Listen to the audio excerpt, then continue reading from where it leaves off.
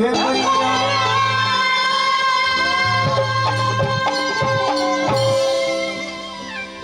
तदैत वंश घालक प्रतिपालक हो बालक के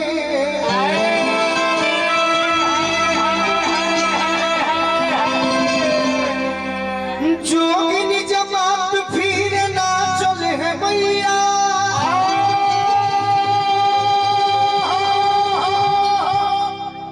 महिषासुर मर्दनी हो गर्दनी में अड़हुल फूल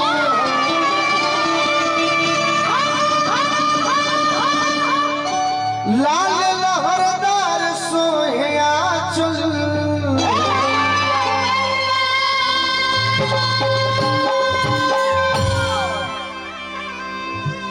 ऋषि महर्षि देवर्षि ब्रह्मर्षि लो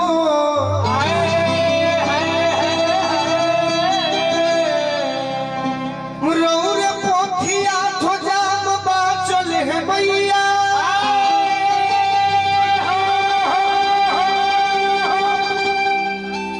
दस भुजधारी हो शिकारी के मतारी अम्बे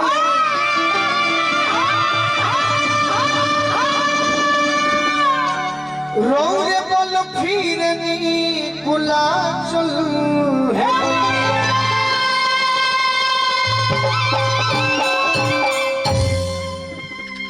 बड़ा ही सुंदर पुरस्कार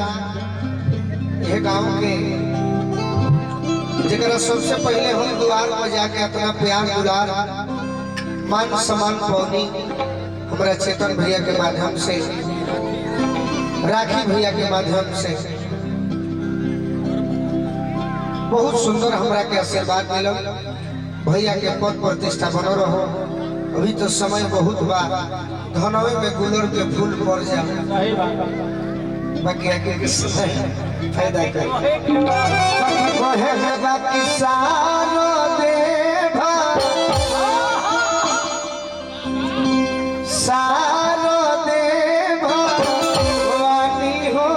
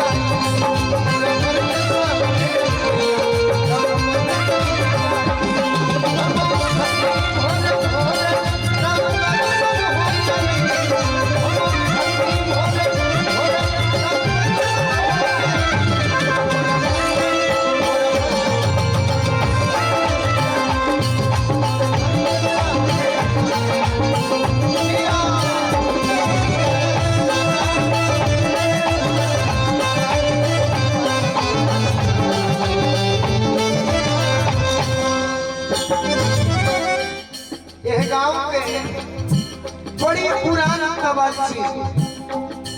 यहाँ के सुपुत्र है मुखिया जी इतना हजारों हजार रुपया के आशीर्वाद मिलल हम पूरा अपना सभी बड़ भैया के बार बार प्रणाम करो।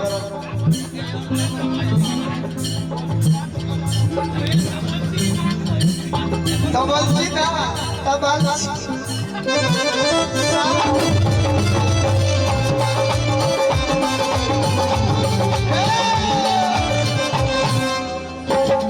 केहू छाती पर हाथ रख के कह देवे अपना श्रोता से अरे बाप रे बाप पूरा बिहार में रिकॉर्ड हो गई जिला परिषद से चुनाव जीतली हमरा लहठान गांव के दुदुन सिंह पहले मुखिया रही आज जिला परिषद बनी बाकी आज हम मुखिया कह हमरा दुदुन चाचा हमरा के पुरस्कार देनी जगदम्बा चाचा रोरा भरत शर्मा के जोरे बजौते हमरो जोरे बजौते बनी अतना श्रोता जुटल बड़ो केहू दिल को हाथ रख के कह देवे कि हम भजन के सुनवा हई सुनवैया हई तब मान ले केहू हमें भजन के सुनवैया पारो बाकी 20% 80% ये प्रयास ढेर भजन भई निशा के हाथ से नहीं ना अरे छोड़ो ना तार का हम जानते थे इनकर भाई हम देले अच्छा निशा ऊपर देख के तरफ से जो भाई भाग भगले अरे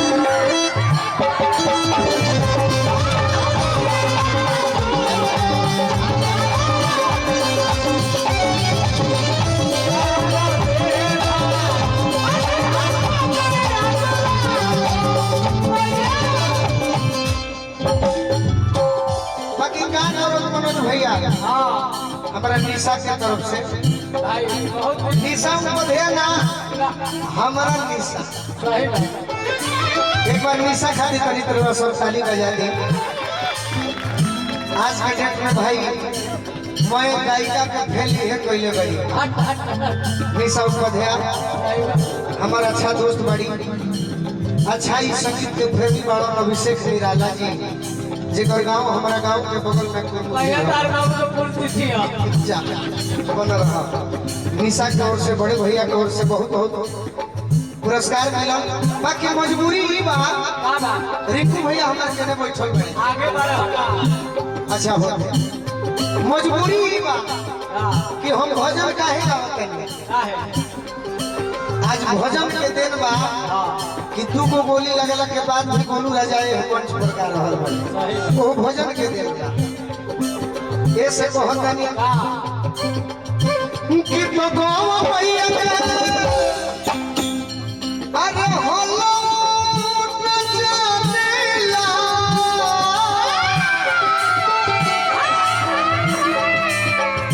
तोहर बोल पुतवा होई पुतवा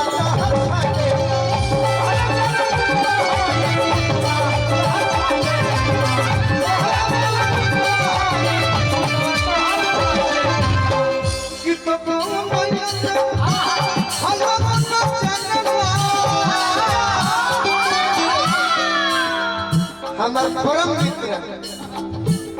मित्र सोचहु के कहेला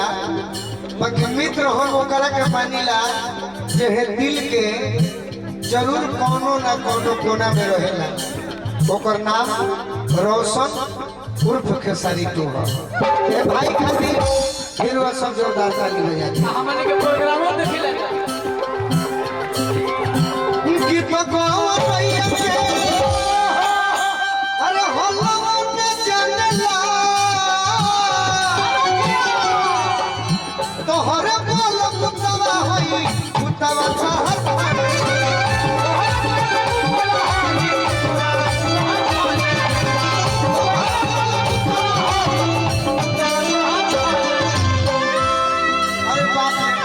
दुमन सिंह जी सीआरपीएफ के जवान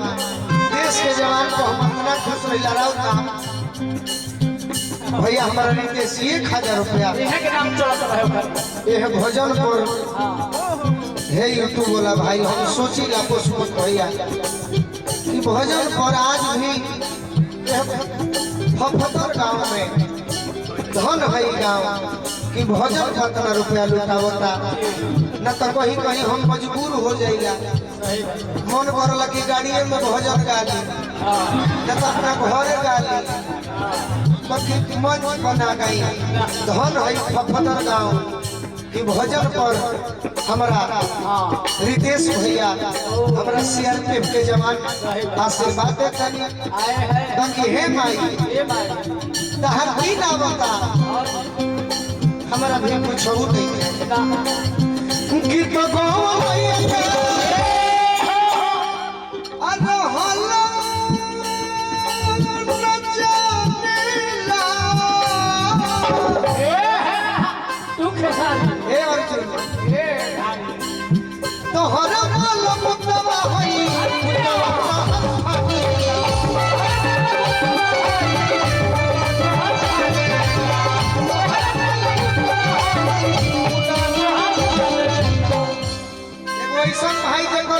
फोन नहीं क्यों उठौले याद भाग्य से रवि जी के शादी बा जीवन में हम जिम्मेवारी के बड़ा हम महत्व दिला कमलेश भैया लेकिन पहले हमरा पुरस्कार दी तब आगे बात हुई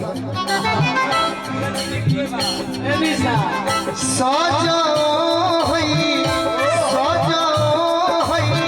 आवाज आवे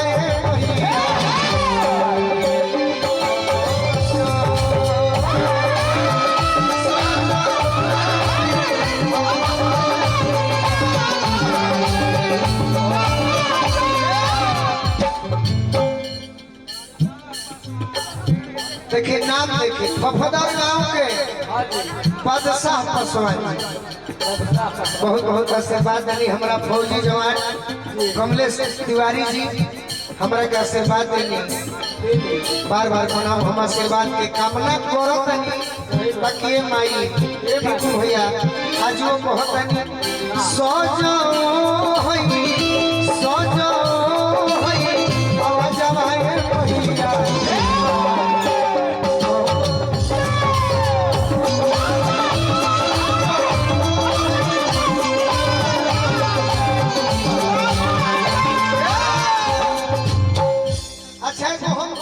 पिंजू मास्टर से बजवावत है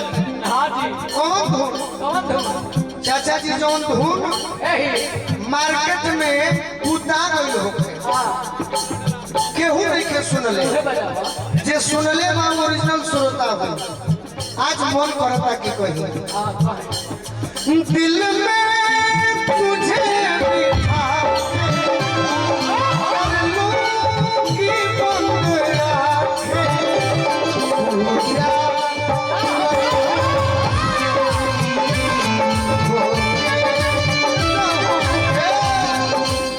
देखिए हमारा भैया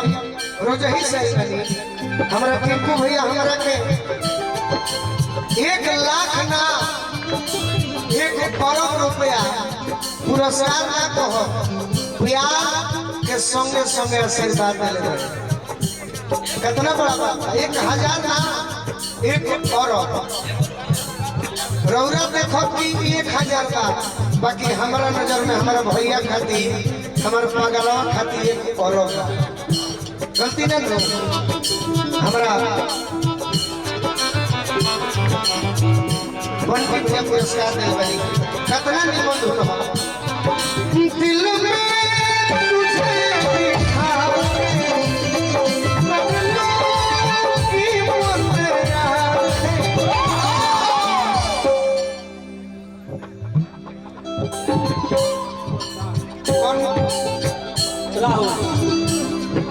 शिवजी प्रसाद मसड़िया पंचायत के पूर्व मुखिया जे हमारे के पुरस्कार दिला पूर्व ना होला अभी के भी मुखिया रहेला दिल में तुझे बिठा के कर लूंगी मैं मंगया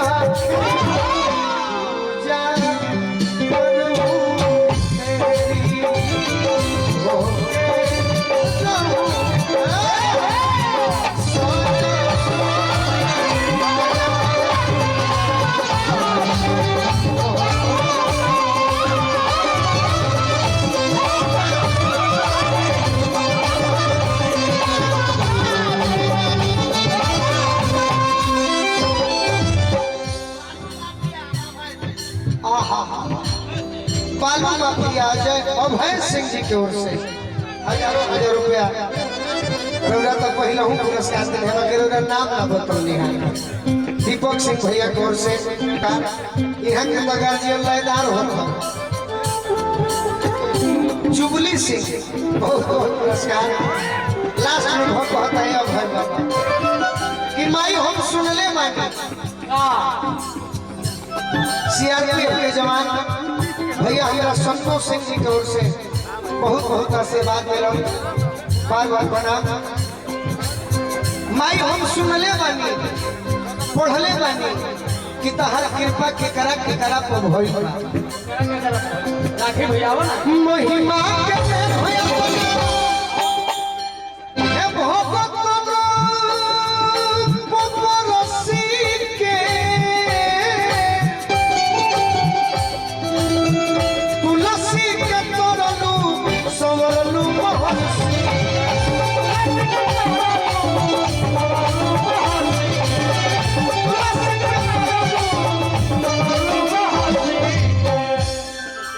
आज जौना साउंड को हम गावत नहीं पूरे बिहार में फेमस हम ना को हम लेकिन हम दिल से नाम जपीला शिव डब्लू साउंड पशुपत भैया डुमरी जहाँ के कुंवर जी आज भोजपुरी नारती विधा के नंबर 1 ब्यास है उनकर गांव के साउंड अपना पूरे यूपी बिहार में नाम पहुँचौले बा शिव डब्लू साउंड हमारा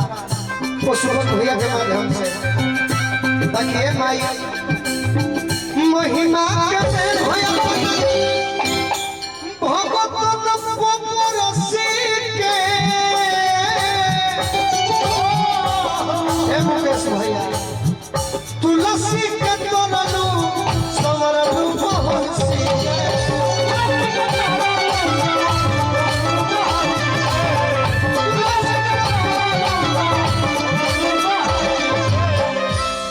गोलू राजा टूट गई भाई अब तो ही हमारा गोलुआ गोलुआ के चाहे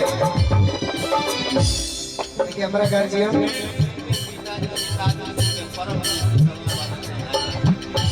सुनील सिंह जी के परम मित्र सिदावी सिंह जी के पिताजी तबला वादक विंध्याचल सिंह जी की ओर से बहुत बहुत आशीर्वाद मिला हाँ स्वर्गीय विंध्याचल जी के सुपुत्र जी कलाकार मरते नहीं दफनाए जाते हैं कब खोद कर देखोगे तो हमेशा जिंदा पाए जाते गोलुआ के जिंदगी बढ़िया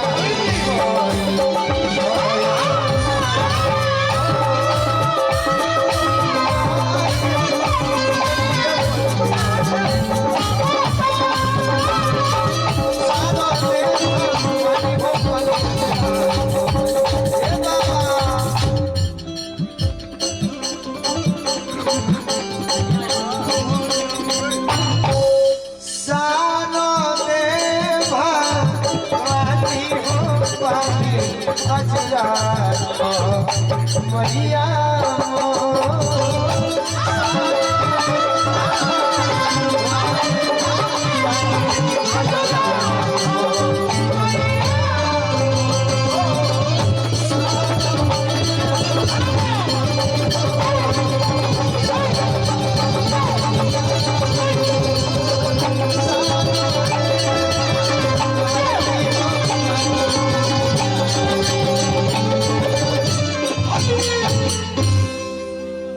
अगर भजन हमारा